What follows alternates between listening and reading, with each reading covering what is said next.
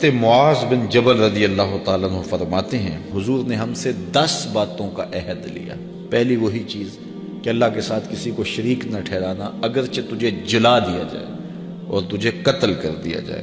دوسری وصیت یہ کی کہ اپنے والدین کی کبھی نافرمانی نہ کرنا، اگرچہ تجھے تیرے گھر سے نکال دے، تیرے اہل سے نکال دے، بچوں سے دور کر دے، لیکن پھر بھی ان کی نافرمانی نہیں کرنی، کیونکہ والدین کی نافرمانی کرنے والا دنیا پہ بھی رسوا ہوتا ہے، آخرت میں بھی رسوا ہوتا ہے۔ امام غزالی نے لکھا ہے کہ ایک جرم ایسا ہے کہ جس کی سزا آخرت میں تو ہے ہی ہے، دنیا میں بھی ضرور ملتی ہے، وہ والدین کی بے ادبی ہے، اور ایک نیکی ایسی ہے جس کی جزا آخرت میں تو ہے ہی ہے، دنیا میں بھی ضرور اس کا صلہ ملتا ہے، اور وہ والدین کا ادب ہے۔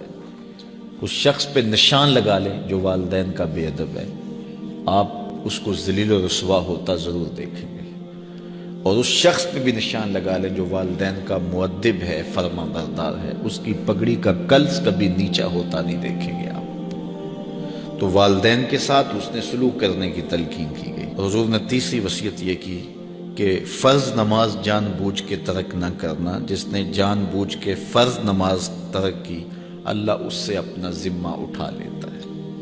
اللہ کا ایک ذمہ ہوتا ہے جو بندوں کا اس نے لیا ہوتا ہے اپنے محض کرم سے، تو پھر وہ ذمہ اٹھا لیتا ہے۔ پھر وہ دیکھیے، اللہ ذمہ اٹھا لے تو پھر وہ سوائے ذلیل ہونے کے اور کیا اس کا مقصود ہوگا؟ تو ذلت ہی ذلت اس کا مقدر ہوگا۔ اللہ اکبر۔ آج ہم کہتے ہیں پوری دنیا کے اوپر کہ مسلمان کیوں ذلیل اور کیوں رسوا ہو رہے ہیں۔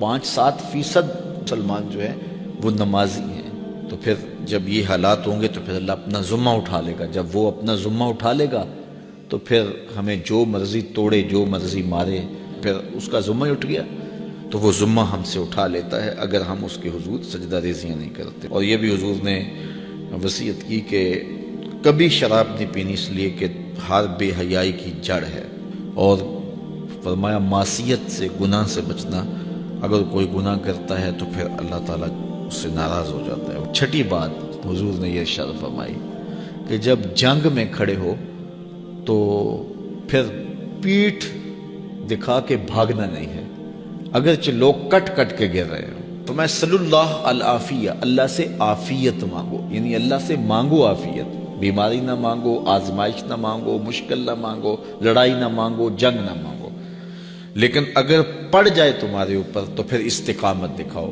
پھر بھاگنا نہیں ہے، اور یہ کبائر میں سے جنگ سے بھاگ جانا۔ تو فرمایا کہ اگرچہ لوگ کٹ کٹ کے گر رہے ہوں تو جنگ سے بھاگنا نہیں ہے۔ اور یہ بھی وصیت لی کہ کسی جگہ پہ کوئی بیماری آ جائے اور لوگ موت کا شکار ہو جائیں تو پھر ثابت قدم رہنا ہے، وہاں کو چھوڑ کے بھاگنا نہیں ہے۔ اور 8ویں وصیت حضور نے یہ لی کہ اپنے اہل و عیال پر، اپنے بچوں پر، اپنی بیوی پر اپنی استطاعت کے مطابق کھل کے خرچ کرو، بخل نہ کرو، ان سے ان کی ضروریات کو صحیح پورا کرو۔ اور 9ویں حضور نے یہ وصیت کی کوڑا لٹکا کے رکھو، ان کو ادب سکھانے کے لیے، دین سکھانے کے لیے، اور ان کو اچھائیوں کا خوگر بنانے کے لیے، برائیوں سے بچانے کے لیے باپ گھر کے اندر جو ہے وہ کوڑا لٹکا کے رکھے، چھڑی لٹکا کے رکھے۔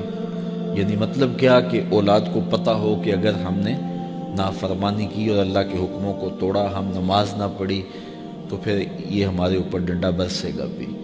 تو ان کو جو ہے وہ اس طرح ان کے اوپر جو ہے یہ پریشر رکھو۔ اور 10ویں وصیت یہ کی کہ ان کے سینے میں اللہ کا خوف، اللہ کی خشیت پیدا ہونی چاہیے۔ جس سینے میں اللہ کی خشیت ہوتی ہے اس سینے میں کسی اور کا ڈر نہیں ہوتا۔